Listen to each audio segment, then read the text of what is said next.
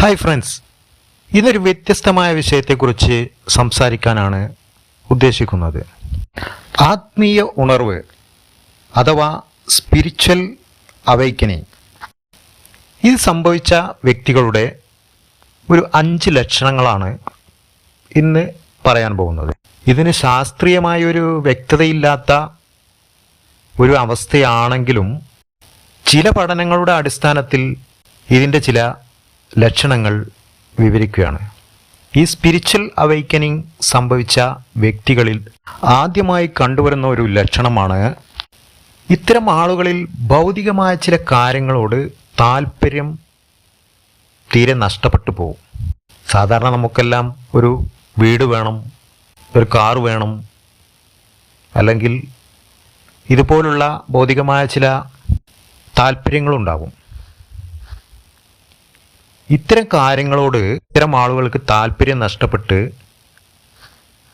പകരം ഇത്തരം ആളുകൾ ചിന്തിക്കുന്നത്, ഞാൻ ആര്, ഞാൻ എന്തിനിവിടെ വന്നു, ഈ യൂണിവേഴ്സും ഞാനും തമ്മിൽ എന്ത് ബന്ധമാണുള്ളത്, ഇതൊക്കെ ആയിരിക്കും ഇവരുടെ ഒരു ചിന്ത. ഇത്തരം ചിന്തകളിലൂടെയാണ് ഇവർ പോകുന്നത്. ഉദാഹരണത്തിന്, ബുദ്ധൻ ഒരു രാജകൊട്ടാരത്തിൽ വളർന്ന ആളായിരുന്നു. അവസാനം അദ്ദേഹം ഒരു സന്യാസ ജീവിതത്തിലേക്ക് നയിച്ച് എല്ലാ രാജകീയമായ അദ്ദേഹത്തിൻ്റെ സുഖങ്ങളും ത്യജിച്ച് ഒരു ആത്മീയതയിലേക്ക് പോവുകയാണ് ചെയ്തത്. ഇത്തരമൊരു അവസ്ഥയാണ് ഒരു സ്പിരിച്വൽ അവൈക്കനിങ് സംഭവിച്ച വ്യക്തിക്ക് ഉണ്ടാവുന്നത്. രണ്ടാമത്തെ ഒരു ലക്ഷണമെന്ന് പറയുന്നത്, ഇവർ നിലവിലുള്ള സമൂഹത്തിലെ വിശ്വാസങ്ങളെയെല്ലാം ചോദ്യം ചെയ്യും. അതായത്, മതം എന്തിന്, എല്ലാ മതങ്ങളിലും പറയുന്നത് ഒന്നു തന്നെയല്ലേ, ഒരു ദൈവമല്ലേ, ഇത്തരം ചിന്തകളൊക്കെ ആയിരിക്കും ഇവർക്കുണ്ടാവുക. അതായത്, ഇവർക്ക് ഒരു വേർതിരിവ് ഇവർ ഇഷ്ടപ്പെടുന്നില്ല എന്നുള്ളതാണ്. അത് ഇവർക്ക് അംഗീകരിക്കാൻ കഴിയില്ല. ഇത്തരം ആളുകളെ സാധാരണ നിലവാരത്തിലുള്ള ആളുകൾക്ക് ഒരു ഭ്രാന്തനായിട്ടേ തോന്നുകയുള്ളൂ.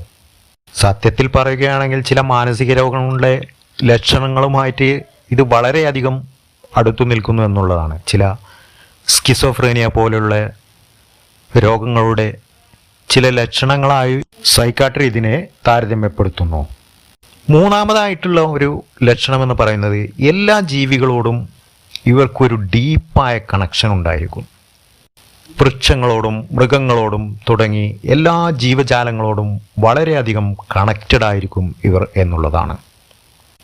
സാധാരണ മനുഷ്യരെ സ്നേഹിക്കുന്നതിലുപരി ഇവർ വൃക്ഷങ്ങളെയും അല്ലെങ്കിൽ മൃഗങ്ങളെയും ഒക്കെ ആയിരിക്കും സ്നേഹിക്കുക.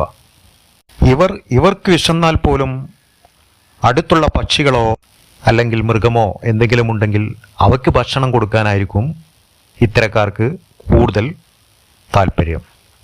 നാലാമത്തെ ഒരു ലക്ഷണമെന്ന് പറയുന്നത്, ഇവർ എല്ലാ കാര്യവും സംഭവിക്കുന്നതിന് മുമ്പ് തന്നെ ഇത് കണ്ടതാണല്ലോ എന്നൊരു തോന്നൽ ഇവർക്കുണ്ടാവും.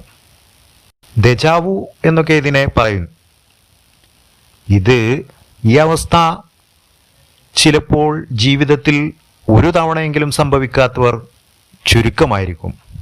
എന്നുവെച്ചാൽ കാര്യങ്ങൾ സംഭവിക്കുന്നതിന് മുമ്പേ തന്നെ അത് കാണുക, അല്ലെങ്കിൽ മനസ്സിൽ കണ്ട കാര്യം അങ്ങോട്ട് സംഭവിക്കുന്നു. ഇതാണ് നാലാമത്തെ ലക്ഷണം. അഞ്ചാമതായി, ഇത്തരം ആളുകൾ വളരെ സെൻസിറ്റീവായ ആളുകളായിരിക്കും. അതായത്, മറ്റുള്ളവരുടെ വികാരങ്ങൾ ഇദ്ദേഹത്തെ സംബന്ധിച്ച് പെട്ടെന്ന് കിട്ടും. ഇവർക്ക് വൈകാരിക ഭാവങ്ങളെല്ലാം ഉണർന്നിരിക്കും എന്നതാണ്, ഹൈലി സെൻസിറ്റീവ് ആയിരിക്കും എന്നതാണ് ഈ പറഞ്ഞതിനർത്ഥം. അപ്പോൾ നമ്മുടെ വീഡിയോ കണ്ടുകൊണ്ടിരിക്കുന്ന ആർക്കെങ്കിലും ഇങ്ങനെയുള്ള അനുഭവങ്ങൾ ഉണ്ടായിട്ടുണ്ടെങ്കിൽ ദയവ് ചെയ്ത് കമൻറ്റിൽ രേഖപ്പെടുത്തുക. Thank you for watching. മറ്റൊരു വീഡിയോയുമായി വീണ്ടും കാണാം.